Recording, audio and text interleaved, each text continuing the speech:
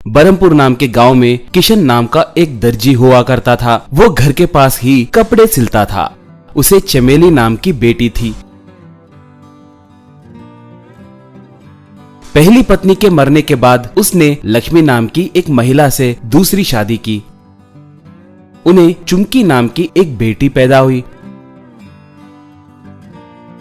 लक्ष्मी की नीयत अच्छी नहीं थी, इसलिए वो चुमकी को लाड़ प्यार से देखती थी, मगर चमेली को ठीक से नहीं देखती थी। हर दम उसे मारती और डांटती थी। किशन पत्नी के बातों से डरकर चुप रहता था।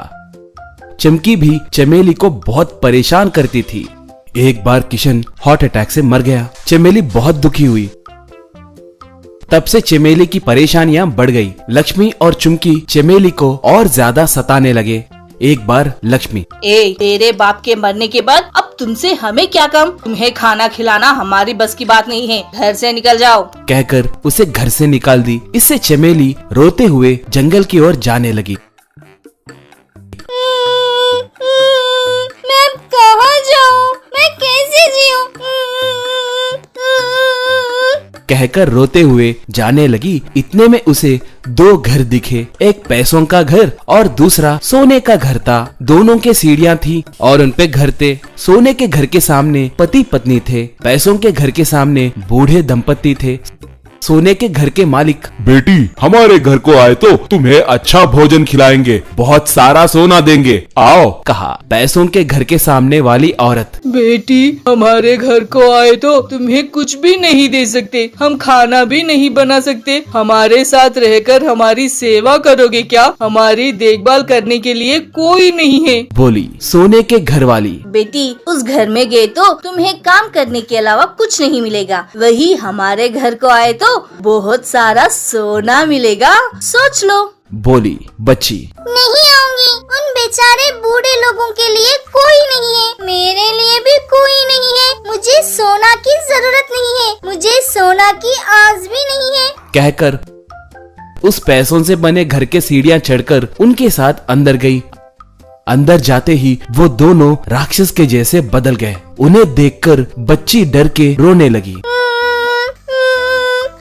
कुछ मत कीजिए, मुझे कुछ मत कीजिए, कहकर रोने लगी। मादा राक्षस तब, डरो मत, हम तुम्हें कुछ नहीं करेंगे। हम तुम्हारे जैसे गरीब लोगों की मदद करने के लिए ही यहाँ पर है, कहकर हाथ को घुमाते ही बहुत सारा सोना प्रकट हुआ। नर राक्षस तब, बेटी इन पैसों के गड्डी पे चढ़कर तुम्हारे घर को जाओ, इन पैसों से खुशी से जीना, कहा। ऐसे चमेली पैसों पे चढ़कर उड़ते हुए घर को चली गई।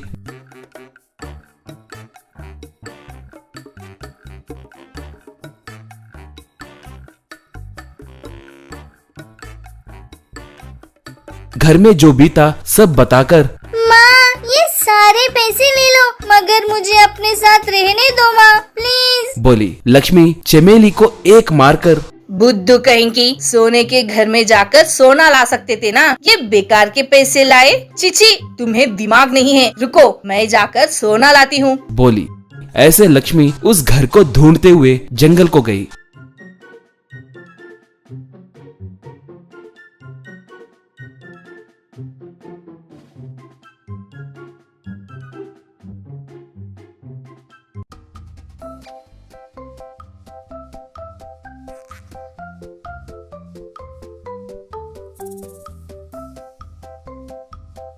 उसे वहाँ पर वो दोनों घर दिखाई दिए। बूढ़ी औरत तब, माँ हमारा कोई नहीं है, हम बूढ़े होने के कारण हमारे काम कर नहीं पा रहे हैं, हमारे साथ रहकर हमारी सेवा करोगी क्या?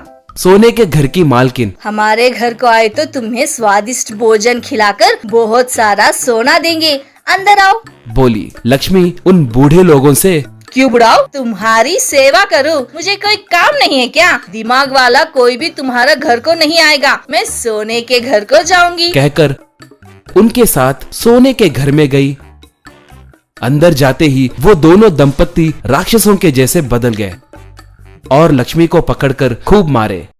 मादा राक्षस, क्यूरी सोने की आस में आए छोटी बच्ची चमेली को परेशान करोगे?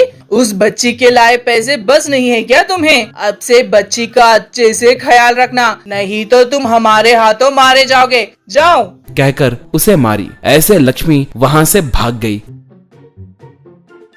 तब से लक्ष्मी बदल गई और चमेली की अच्छे से देखभाल करने लगी।